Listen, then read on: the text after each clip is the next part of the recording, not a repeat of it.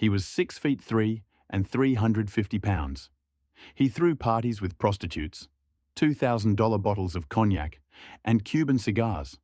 He served foie gras and Kobe beef to Navy officers. He paid for luxury hotels, spa treatments, and trips around Asia. And in exchange, dozens of US Navy officers gave him classified information about ship movements, steered multi-million-dollar contracts to his company, and helped him defraud the American military out of at least $35 million. His name was Leonard Glenn Francis, but everyone called him Fat Leonard. The Washington Post called the scandal perhaps the worst national security breach of its kind to hit the Navy since the end of the Cold War. Over a decade, Leonard Francis bribed admirals, captains, commanders, and even an NCIS agent. He compromised the security of the US 7th Fleet, the Navy's largest forward-deployed fleet, responsible for operations throughout the Western Pacific. There's never been such a wide-ranging corruption scandal within the US military, said Rachel Van Landingham, a former Air Force lawyer. In modern US history, there's never been a case that was this encompassing, that cast this wide a net, because we had such far-reaching corruption. And here's the most shocking part. Even after he was caught, cooperated with investigators, and helped convict 33 other defendants, Leonard Francis cut off his GPS ankle monitor 3 weeks before sentencing and escaped to Venezuela. Today, we're diving into the Fat Leonard scandal, the biggest fraud in US military history. How one charismatic Malaysian contractor corrupted dozens of Navy officers. How he got away with it for over a decade, despite 27 separate investigations. And why, when he finally faced justice, he fled the country and became an international fugitive. This is a story about betrayal, corruption, and what happens when the people trusted to defend America decide to sell out their country for sex, luxury, and cash. Leonard Francis owned and operated Glenn Defense Marine Asia, which held more than $200 million in defense contracts to resupply US warships and submarines at almost every port in the Western Pacific. His company provided husbanding services, everything a Navy ship needs when it pulls into port. Fuel, food, water, sewage removal, tugboats, security. These are essential services. Ships can't operate without them. And Leonard Francis controlled ports across Southeast Asia: Singapore, Thailand, Malaysia, the Philippines, Vietnam. If your Navy ship needed services in the Western Pacific, you probably dealt with Glenn Defense Marine Asia. Francis understood something fundamental. In the military, relationships matter. The officers who decide which ports ships visit, which contractors get contracts, which invoices get approved, those officers have enormous power. And Leonard Francis decided to buy them. The bribery started small and escalated into something extraordinary. Francis admitted he offered more than $500,000 in cash bribes to Navy officials, defense contractors, and others. But the cash was just the beginning. According to the indictment, Francis treated Navy officers to meals of foie gras and duck leg confit, served them $2,000 per bottle cognac, gave them Cuban cigars. He arranged sex parties with prostitutes. He paid for luxury hotels, spa treatments, and trips around Asia. Francis spent hundreds of thousands of dollars bribing officers with sex parties, travel expenses, hotel stays, spa treatments, lavish meals, top-shelf alcohol and wine, and luxury gifts that included Kobe beef, Cuban cigars, and ornamental swords. But this wasn't just about having a good time. Francis was building relationships, creating obligations, and gathering leverage. Smug emails between officers joked about their experiences. Leonard was a legend in the Ronald Reagan strike group. Officers were all grins this morning, after nights spent with prostitutes Francis provided. One Navy officer, Jesus Cantu, the Assistant Chief of Staff for Logistics for the 7th Fleet, literally ended up in bed with Francis for a threesome. "We were embedded together," Francis recollected to his interrogators. It's called embedded, really embedded. Think about that. A senior Navy logistics officer, the person responsible for managing contracts and services, was having threesomes with the contractor who was billing the Navy. And it worked. In return for bribes, officers provided Francis with classified information, including the movements of U.S. ships and submarines, confidential contracting information, and details about internal investigations into his company. Officers would tell Francis which ports ships were headed to before those movements were publicly announced. This gave his company a massive advantage. He could prepare bids, position resources, and undercut competitors because he knew what was coming. They gave him confidential information about what competitors were bidding, allowing him to adjust his prices to win contracts. And when Francis overbilled, charging the Navy for services never provided or inflating prices dramatically, the officers he'd bribed would sign off on the fraudulent invoices without question. Glenn Fine, Principal Deputy for the Department of Defense Office of the Inspector General, stated that GDMA created a scheme to defraud the Navy of tens of millions of dollars via overbilling for supplying goods and services. Francis would charge for sewage removal that never happened, bill for security guards who didn't exist, inflate the cost of fuel and food by enormous margins, and corrupt Navy officers would approve every fraudulent invoice. Here's what makes this scandal truly disturbing. People tried to stop it, and they were shut down. At least 27 separate investigations had been opened, but later closed without action, thanks to the intervention of senior Navy personnel who were in league with Francis. Let me repeat that. 27 investigations, over years, and all of them were killed by corrupt officers protecting Francis. An anonymous letter with documents was sent to NCIS alleging GDMA had overcharged for fees, armed guards, and other services. I hope you share the same concern when reading these documents and take swift action to stamp out this fraud, waste, and abuse. But the letter was forwarded to the Navy's Singapore Contracting Office, which had been infiltrated by GDMA's moles, and they claimed the allegations were false, closing the case. Francis had moles inside the Navy's own contracting offices, people who would kill investigations, defend his company, and attack anyone who questioned him. Mike Lang, a contracting officer who worked there from 2006 to 2008, said, "They'd always side with Glenn Defense and paint us as troublemakers. They'd say, 'Why are you harassing our contractors?'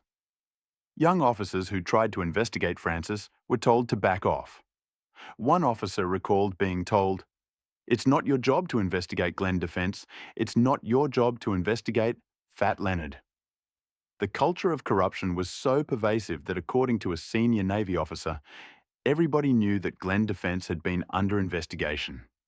Everybody also knew that nothing ever happened with those investigations. Why didn't anything happen? Because Francis had penetrated the Navy at multiple levels. He had an NCIS investigator on his payroll, tipping him off to investigations. He had contracting officers who would kill inquiries. He had senior officers who would intervene when anyone got too close. And part of the problem was institutional. After the 2000 USS Cole attack and 9/11, the Navy's Economic Crimes Unit was reduced from a staff of 140 to only 9 persons, most having been reassigned to focus on terrorism. The Navy stopped looking for financial fraud because they were focused on terrorism. Francis exploited that gap for over a decade. But there's another reason the corruption persisted. Francis delivered. The lack of enthusiasm for oversight might have been motivated in part by GDMA's demonstrable ability to deliver the complex level of services the Navy sought. Commander Mike Misiewicz, an officer who was later convicted, told Defense News, "He was a crook, but he was our crook." That quote encapsulates everything wrong with this scandal. Officers knew Francis was corrupt. They just didn't care because he made their lives easier. In 2013, investigators finally had enough evidence. They set up a sting operation. Francis was lured to San Diego on false pretenses and arrested at a hotel in September 2013. The case exploded. Francis's actions led to one of the biggest bribery investigations in U.S. military history. which resulted in the conviction and sentencing of nearly 24 Navy officials, defense contractors, and others on various fraud and corruption charges. The details that emerged were shocking and embarrassing. This wasn't just about fraud. The case delved into salacious details about service members cheating on their wives and seeking out prostitutes. It revealed a culture of corruption at the highest levels of the Navy. Francis pleaded guilty in 2015 to offering prostitution services, luxury hotels, cigars, gourmet meals, and more than $500,000 in bribes. Prosecutors said his company overcharged the Navy by at least $35 million. And then Francis did something smart. He cooperated extensively. With his help, prosecutors secured convictions of 33 of 34 defendants, including more than 24 Navy officers. He gave up everyone: admirals, captains, commanders. He provided emails, photographs, financial records. He testified in detail about who he bribed, what he gave them, what they gave him in return. The convictions included the first active duty admiral to be convicted of a federal crime. Hundreds of Navy personnel were investigated. Dozens received administrative punishment. Careers were destroyed. The U.S. 7th Fleet's leadership was decimated. But because Francis cooperated, prosecutors recommended leniency. While awaiting sentencing, Francis was hospitalized and treated for renal cancer and other medical issues. After leaving the hospital, he was allowed to stay out of jail at a rental home, on house arrest with a GPS ankle monitor and security guards. He was living in a nice San Diego neighborhood, under house arrest, waiting for sentencing. And then, 3 weeks before his scheduled sentencing in September 2022, Leonard Francis made a decision. He snipped off his monitor and made a brazen escape, setting off an international search. U-Haul trucks were seen at his home before Francis snipped off his ankle monitor and disappeared. Think about the audacity. He'd cooperated for years. He'd helped convict dozens of people. He was facing 15 to 25 years in prison, and with just weeks to go before sentencing, he ran. Officials said he fled to Mexico, made his way to Cuba, and eventually got to Venezuela. For months, he was free. But Venezuelan authorities spotted the hard-to-miss figure at Simón Bolívar International Airport, about to board a flight to Russia. Francis was 6'3" and 350 pounds, among Washington's most wanted.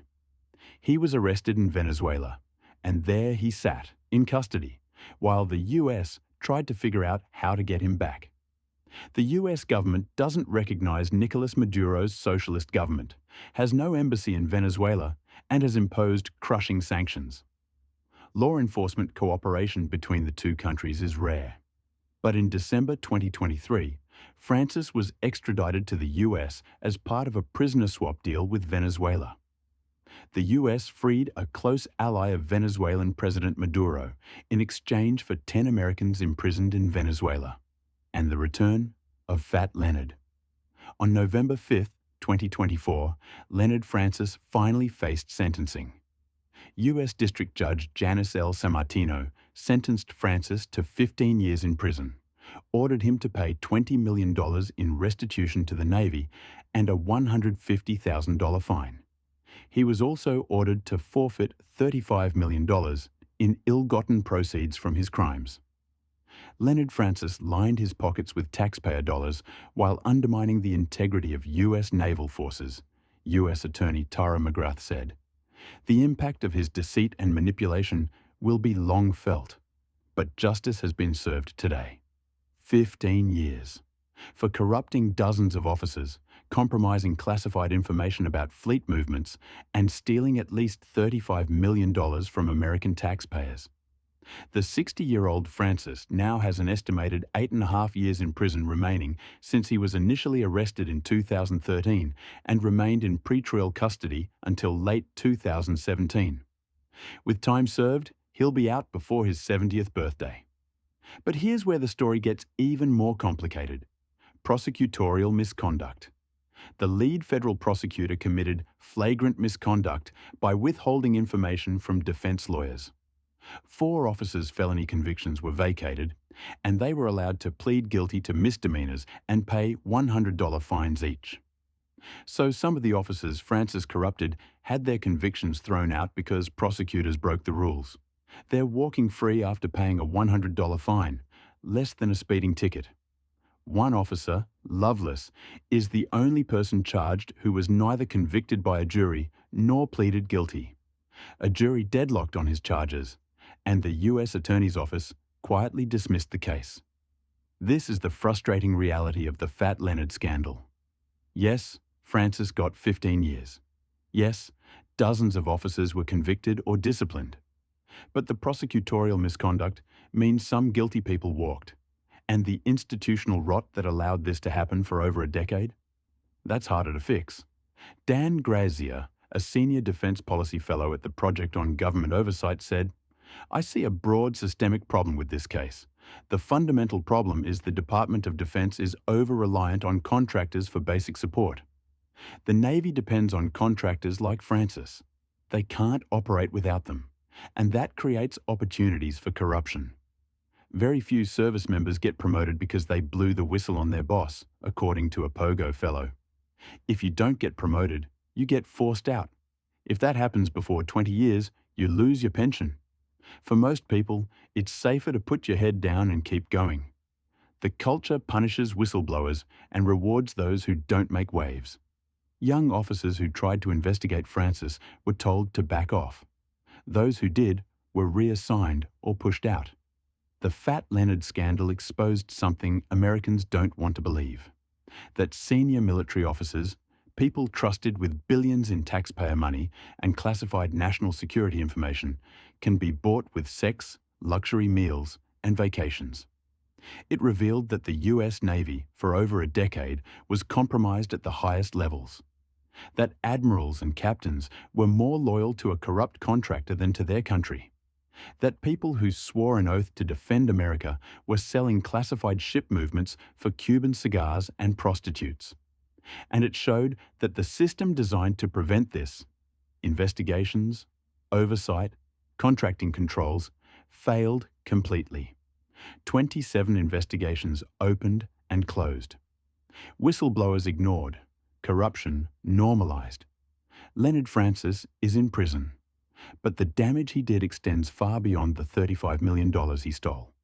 He compromised the security of the US 7th Fleet. He gave classified information about ship movements to a foreign national. He corrupted dozens of officers whose job was to protect America, and he did it because it was easy. Because officers wanted the lifestyle he provided. Because the culture rewarded looking the other way. The real question isn't how Leonard Francis got away with it for so long. It's whether the Navy has actually fixed the problems that allowed it to happen. Have they strengthened oversight? Have they changed the culture that punishes whistleblowers? Have they reduced the dangerous reliance on contractors that creates these opportunities for corruption? The honest answer is, we don't know. The Navy implemented some reforms.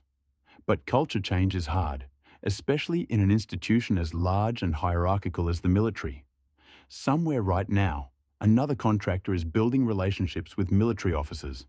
Maybe they're not as brazen as Fat Leonard.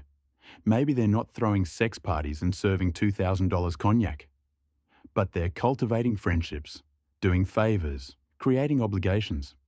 And maybe some officers will remember Fat Leonard and say no, but maybe some won't.